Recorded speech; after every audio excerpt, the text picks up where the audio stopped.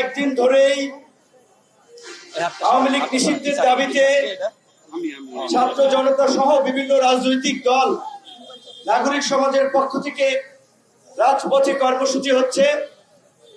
তার ধারাবাহিকতায় আমরা আজকে এই বিক্ষোভ মিছিল কর্মসূচি আমরা পরিষ্কারভাবেই বলেছিলাম যে 5ই আগস্টের পর থেকে আমরা বারবার বলেছিলাম পৃথিবীর কোন দেশে গণ অভ্যুত্থান পরবর্তী কিংবা বিপ্লব পরবর্তী ফ্যাসিস্ট শক্তিকে রাজনীতি করতে দেওয়া হয় না।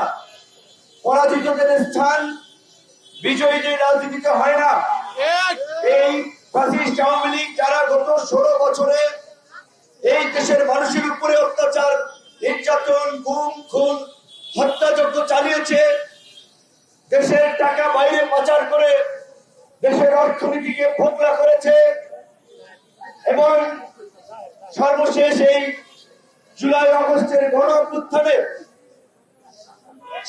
নিরীহ ছাত্র জনতার উপরে যারা পুরো রাষ্ট্রযন্ত্রকে ব্যবহার করে হত্যাযজ্ঞ চালিয়েছে তাদেরকে নিষিদ্ধ করা হোক।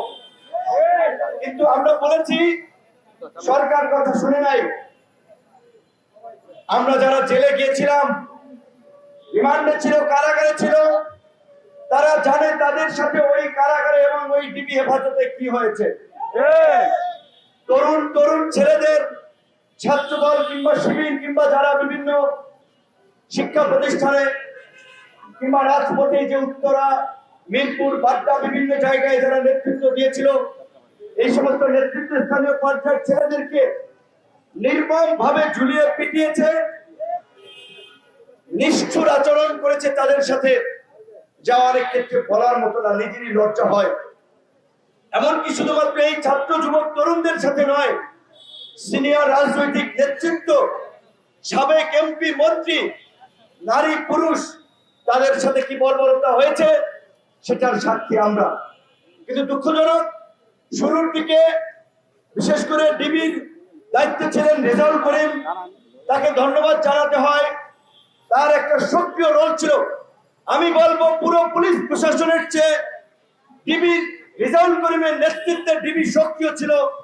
কিছু ফ্যাসিবাদের দোসর, এই আওয়ামী লীগ নেতা থেকে শুরু করে প্রশাসনের মধ্যে যারা দুর্বৃত্তায়ন করেছিল তাদের বিরুদ্ধে কিছু শক্ত পদক্ষেপ নেওয়া হয়েছিল। যে পদক্ষেপ এবং যে ভূমিকায় থাকা উচিত ছিল সেই সময় ডিএমপি এবং পুলিশ প্রধানের, কিন্তু সেই সময় আমরা দেখি নাই। পুলিশ প্রধান, ডিএমপি প্রধানকে চেঞ্জ করা হয়েছে। বর্তমানে আমরা আওয়ামী লীগ এবং তার দোসরদের গ্রেপ্তারের দাবিতে খুব বেশি প্রশাসনিক তৎপরতা দেখতে পাচ্ছি না, বরঞ্চ প্রশাসন ওই রাজনৈতিক মামলাবাজির মতো আগের পরিস্থিতির দিকে চলে গেছে।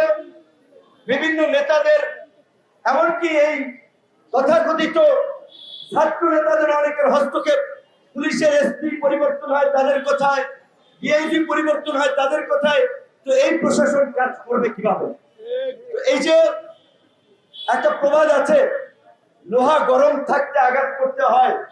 5ই আগস্টের পর পর এই দেশের ছাত্র জনতা আওয়ামী লীগের পতনে যেভাবে 5ই আগস্ট রাজপথে নেমেছিল, ওই দিনই তো জনগণ রায় দিয়েছে আওয়ামী লীগের ঠিকানা এই বাংলায় হবে না। কিন্তু সরকার কেন 5ই আগস্টের পর 8ই আগস্ট সরকার গঠন করে কেন তার প্রথম প্রজ্ঞাপন, আইনি সিদ্ধান্ত এই ফ্যাসিস্টদের নিষিদ্ধের পক্ষে নিল না?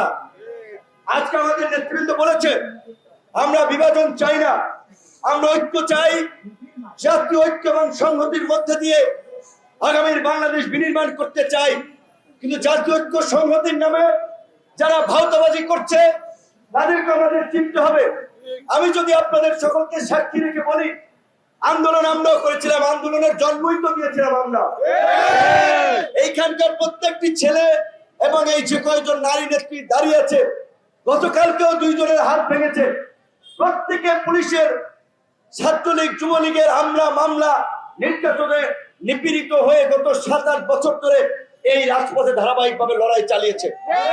এমনকি 28 অক্টোবরের পরে দেখেছেন যখন অনেকেই অলিগলিতে মিছিল করে গণ অধিকার পরিষদের নেতা কর্মীরা প্রকাশ্যে এই যাত্রাবাড়ি, উত্তরা, ওই রামপুরা রাজপথে মগবাজারে মিছিল করেছে, কখনোই অলিতে গলিতে চিপায় চাপায় মিছিল করে নাই। আজকে এই আন্দোলনের যে কোনো কারণে পরিস্থিতি হোক, আমাদের কিছু ছাত্র নেতৃবৃন্দ তারা সামনে ছিল। নাহিদকে আমরা জিজ্ঞেস করতে চাই, 7 মাস নাহিদ সরকারের থেকে কেন এই আওয়ামী লীগ নিষিদ্ধের দাবিতে পদক্ষেপ নিল? নাহিদ আসিফ মাহফুজ সরকারের বিশেষ সহকারী ছিল, সেখান থেকে তার প্রমোশন হয়ে তিনি উপদেষ্টা হয়েছেন। তারা 3 জন ছাত্র উপদেষ্টা যদি প্রধান উপদেষ্টা এবং উপদেষ্টা পরিষদের মিটিং এ বলতো, মাননীয় প্রধান উপদেষ্টা এবং উপদেষ্টা মন্ডলীর সদস্যরা আমাদের ভাইরা যে রক্ত এবং প্রাণের বিনিময়ে যে আন্দোলন সংগ্রাম সফল করেছে, এই আন্দোলনের ফসল হচ্ছে অন্তর্বর্তীকালীন সরকার। সেই সরকারে আমি একজন ছাত্র প্রতিনিধি, আমার যোগ্যতা ছিল না, আমার বাপদাদারও যোগ্যতা নাই। আমরা এসেছি শুধুমাত্র এই ছাত্রদের কৃপায়, তাদের সমর্থনে। তাদের দাবি হচ্ছে ফ্যাসিবাদকে চিরতরে নির্মূল করে নতুন রাজনৈতিক বন্দোবস্ত প্রতিষ্ঠা করা। আপনি প্রধান উপদেষ্টা, প্রথম সিদ্ধান্ত ফ্যাসিবাদকে নিষিদ্ধ করুন বলেছে, বলে নাই। বরঞ্চ ওই যে 2 দিনের বৈরাগী বাতের বলে অন্য। 15-20 দিনের আন্দোলনের নেতা হয়ে তারা ওই পুরানো বন্দোবস্তের মতোই ক্ষমতার অপপ্রয়োগ, নিয়োগ বাণিজ্য, টেন্ডার বাণিজ্য এবং নিজের একটা দল গঠনে এইগুলোর মধ্যে ব্যস্ত থেকেছে। এখন তারা যমুনার সামনে বসছে। যমুনার সামনে দেখেন, আমরা যমুনা কেন ঘেরাও করব? যমুনা প্রধান উপদেষ্টার একটা বাসভবন, এইটা একটি স্পর্শকাতর জায়গা। একটা দায়িত্বশীল রাজনৈতিক দল যাদের সমর্থনে এই সরকার আছে, সেই জায়গা থেকে কি আমরা যমুনার সামনে ঘেরাও করতে পারি? আমরা যমুনার সামনে যেতে পারি না। আমরা প্রধান উপদেষ্টা সহ সরকারের উপদেষ্টাদের সাথে আলাপ আলোচনার চাপ প্রয়োগের অনেক রাস্তা আছে, ওইটা একটা স্পর্শকাতর জায়গা। এই যে ছাত্ররা হঠাৎ করে রাতের, এতদিন খবর নাই, রাতের মধ্যে ওইখানে বিভিন্ন জনকে ডেকে আপনার তারপরে অনেক লোকজনকে জড়ো করেছে। সরকারের পক্ষ থেকে আজকে আমাদেরকে অনুরোধ করা হয়েছে, নিরাপত্তা জনিত কারণে আমরা যেন ওই এলাকাটি এড়িয়ে চলি। আমরা সরকারের প্রতি আমরা সহনশীল, আমরা আজকে যমুনার দিকে যাব না। তবে আমরা গণ অধিকার পরিষদ আমাদের নেতৃবৃন্দ যেটা বলেছে, আমরা একটা ধারাবাহিক প্রক্রিয়ার মধ্যে দিয়ে আওয়ামী লীগ নিষিদ্ধের দাবি জানিয়ে আসছি, কর্মসূচি দিয়ে আসছি। সর্বশেষ 5ই ফেব্রুয়ারি জেলায় জেলায় স্মারকলিপি, 9 ফেব্রুয়ারি বিক্ষোভ কর্মসূচি, এবং আজকের এই বিক্ষোভ কর্মসূচিতেও আমরা বলছি, প্রধান উপদেষ্টা এবং উপদেষ্টা পরিষদের আলোচনায় তারা জাতীয় সংলাপের উদ্যোগ নিচ্ছে, আমরা ইতিবাচক ভাবে দেখছি। কিন্তু কথা পরিষ্কার, জাতীয় সংলাপ করেন আর নাই করেন, অনতি বিলম্বে আওয়ামী লীগ নিষিদ্ধের সিদ্ধান্ত আসতে হবে। অন্যথায় আজকে আমরা যমুনা ঘেরাও না করে আপনাদেরকে ছাড় দিচ্ছি, পরবর্তী গণ অধিকার পরিষদের রাজপথের কর্মসূচিতে কোনো ছাড় দেওয়া হবে না। আজকে বরাবরের মতোই যে সমস্ত রাজনৈতিক দল শাহবাগ, ঢাকার বাইরে কর্মসূচি পালন করছে, তাদেরকে আমরা এই কর্মসূচি অব্যাহত রাখার অনুরোধ জানাবো।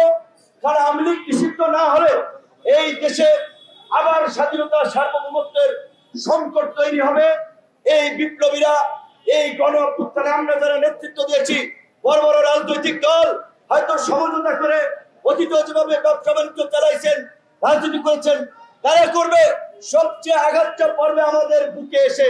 যেমনি ভাবে এই আন্দোলনের সময় আমরা গ্রেপ্তার হয়েছিলাম, আমরা হামলার শিকার হয়েছিলাম, আমরা বর্বরতার শিকার হয়েছিলাম।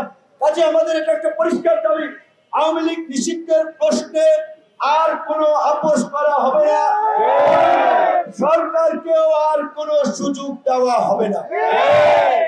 পরিষ্কার ভাবে আমরা আওয়ামী লীগকে নিষিদ্ধ করার দাবি জানাই। একই সাথে এই যে দুর্বল ভঙ্গুর উপদেষ্টা পরিষদ, এই উপদেষ্টা পরিষদ দিয়ে বিপ্লবী বা গণ অভ্যুত্থান পরবর্তী সরকার চলছে না। পরিষ্কার কথা, এই তথাকথিত সুশীল এবং এনজিও ব্যক্তিত্ব কিংবা বিদেশি মদতপুষ্ট এনজিও লোকদের দ্বারা এই সরকার চলবে না। গণ অভ্যুত্থানের আকাঙ্ক্ষার বাস্তবায়ন হবে না, অবশ্যই উপদেষ্টা পরিষদ পুনর্গঠন করতে হবে।